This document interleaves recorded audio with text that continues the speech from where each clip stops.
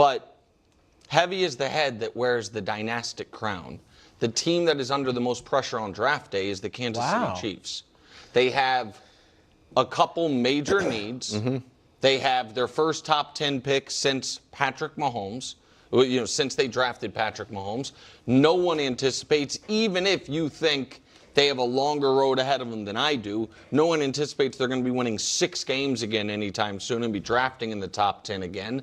And they are in a very unique spot where they're sitting in the draft and what they need, which is as long as at least one offensive lineman goes in the top 8 and Jeremiah Love goes somewhere in the top 8, then one of these excellent defensive players is going to be available. There are 6 defensive players in this draft, 5 defensive players in this draft everybody seems to love.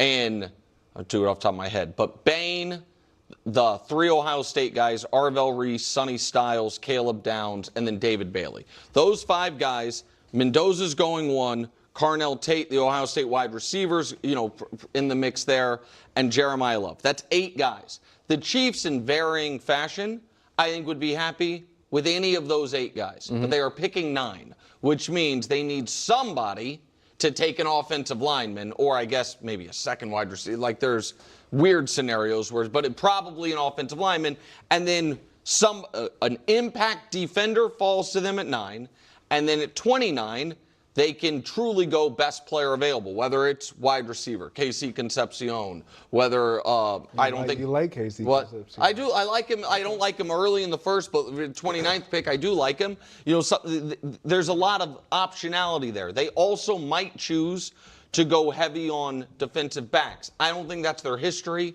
They drafted L'Jarius Sneed in late rounds. He ended up signing a huge deal. They drafted Jalen Watson in the 7th round. He signed a huge deal. They have been very good at finding late round corners and turning them into legitimate starters immediately, but they have to nail it. The Kansas City Chiefs built this part of the dynasty from the 2022 draft when they had extra picks and they drafted 8 guys, all of whom were still in the league, all of whom got second contracts in the league. Like, they crushed that draft. And then the 2 drafts since then, 2 of the 3 drafts since then have been very mediocre. So, and I know some people think the Chiefs are dead and buried. I think that's crazy. But they do have holes, and they do need to address it with more.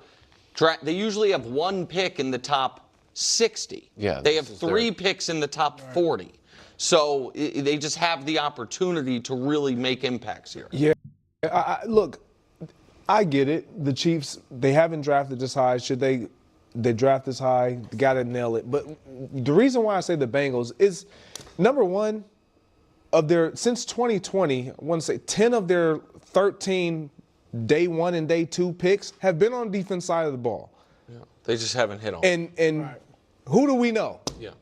Exactly. And so they haven't hit. Now you have a quarterback that has been not whispering, just flat out letting everybody know, I'm not feeling this, man. You know what? That storyline has kind of drifted away. All right. I want to zero in on the Kansas City Chiefs, not on whether Joe Burrow wants out of Cincinnati or not. But it's clearly the Chiefs. I completely agree with Nick on this because the stakes are highest for them. What's on the line matters most. The franchise that has the most to lose, and also the most to gain, is the one that can actually achieve the most, and that's the Kansas City Chiefs. So, not to mention, regarding the idea that, and I fully endorse this, the Chiefs are positioned to have their best draft opportunity for the remainder of Patrick Mahomes' entire career. So you're looking at this thinking, this is our best window. And probably our last genuine opportunity as well to inject young, affordable, high-end talent through the draft, obviously alongside Mahomes. At the exact time when Mahomes is going to be at his peak. Again, I've stated this so many times, and I feel bad repeating myself, but I'm looking at Mahomes, Allen, Lamar, all these guys, operating within roughly a 3-year window at this stage. They've got about 3 years, I'm estimating, of their true greatness, their legitimate, absolute, physical, athletic prime.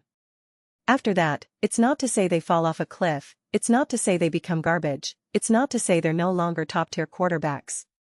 But they simply won't be the same version of themselves as when they were 26 or 27 years old. Right? I think that's just a given. That's obvious. So this most likely, if we're looking at it right now, and again, these are made-up numbers, but if Patrick Mahomes plays another 8 years in the NFL, these next 3 years will be the best physical version of him. Right? It will technically be the fastest version of him. The most durable version of him. He still has room to grow mentally, in terms of understanding the game, because he can still learn. Tom Brady talked about how it wasn't until year 10 and beyond that he fully grasped the game. So that's not a knock on Mahomes, that's true for any quarterback out there. So I'm sure it'll be fascinating to see what an older Mahomes looks like. I'd love to see a 40-year-old Mahomes, how he operates when he clearly loses mobility and isn't quite the same, how he manipulates defenses, how he runs an offense. What is he doing in that regard? The only difference is that Mahomes has been able to rely on all his athletic gifts, so it hasn't been as critical for him as it was for someone like Tom Brady or Peyton Manning. So it'll be fascinating to watch. Hopefully we get that opportunity, although he said he doesn't plan on playing forever. But who knows? But you're looking at it and thinking, okay. I'm almost viewing it through a specific lens, and again, I'm not saying this is exactly how you should see it or that this is reality, I can't stress that enough. But I'm looking at it as if he's got 3 truly great years left. Like, I have to nail this. I have to get this right now. I have to construct the best possible roster I can. Last year, you burned one of Patrick Mahomes' final great years. And that is an objectively true statement, whether he's got 3 years left or 6. You wasted a year with Patrick Mahomes. And any year you waste by not fielding a strong team and putting yourself in a position to compete and be great is a massive missed opportunity. Because when you do that, when you do put a good enough team around Patrick Mahomes and give Andy Reid and Spagnuolo enough to work with, you win Super Bowls. You get to Super Bowls. Right? So that's what's at stake. It's the ultimate, I can't think of the word I'm searching for right now, but it matters the most. So you can say, oh, the Cowboys are under the most pressure. I just did a video about the Bengals, and in theory the Bengals should be under the most pressure, but even if they knock the draft out of the park, you're just kind of like, okay, well, let's see what happens. I know what can happen with the Kansas City Chiefs. I don't recall exactly how I phrased my take on the Bengals, so hopefully I'm not contradicting myself here. But to me, it's just very obvious that the Chiefs, because of what they can actually achieve when they get it right. And also, there's a difference between the Chiefs and Mahomes retiring with 5 Super Bowls, 6 Super Bowls, or maybe no more Super Bowls at all, right? Just 3 total. You get this right, you set yourself up. And this is what I said at the beginning of last season when they were losing. I kept saying the Chiefs were clearly better than their record. I was out here saying that I thought the Chiefs were still a top team. Colin didn't even have them in his top 10 hierarchy, and I said, let it be known that I definitely had them top 10. I kept saying, especially when it felt like they could start building some momentum, I trust the Rams and the Chiefs more than any other team out there.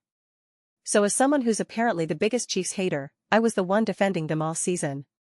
But I said this is really interesting, the way this season is unfolding.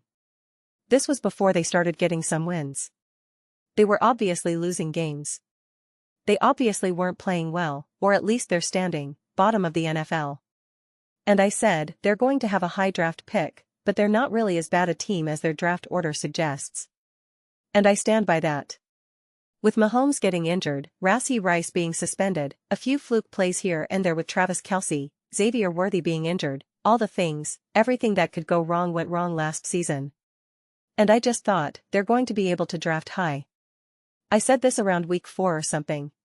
They're going to get such a high draft pick, and they're not really a team worthy of that pick because they're actually not as bad as the Jets, for instance, right? And it's going to set them up for years to come. It's actually going to be a great thing. We've seen this again and again. And, if you're actually a great team or you have a couple of great players, whether basketball or football, and that superstar gets injured, or however it unfolds, you end up drafting at an artificially much higher spot, right? When we look at the draft order, the Raiders, although they're making moves and getting back on track, they've been awful. The Jets, awful. The Cardinals, awful. The Titans, awful. The Giants, awful. The Browns, awful. The Commanders were saved by Jaden Daniels, he got injured, they've been awful. The Saints have been awful. And then you have the Chiefs, who have not been awful. The Chiefs do not belong right there, right? The Dolphins deserve to be there. The Jets are so bad, give them multiple top 10 picks. The Bucks are a little bit of this, a little bit of that. But clearly the Chiefs are an outlier. In any regular season, the Chiefs are not a top 9 draft selection team. That's obvious. You could be the biggest Chiefs hater, and you have to admit that. You have to admit that. So that's a major advantage, because they're drafting where their team technically shouldn't be drafting. Oop, sorry. So that's a huge advantage. And when you do it right, you extend your window. The Warriors had this opportunity years ago. They were going to be able to artificially have a significantly higher draft pick because of injuries, etc. And they messed it up. They didn't draft the right guy. And if they had, Steph Curry would literally be winning another ring or 2-0. R3, maybe. Seriously. Absolutely. TS, but ultimately let's just have some fun. Please do consider subscribing. We're building an amazing community here. I'd absolutely love to see you as part of it. I want to build something we all genuinely feel connected to. Something we're really excited to be part of. I think we're well on our way. Please don't forget to give this video a thumbs up. It really does help with visibility and the algorithm.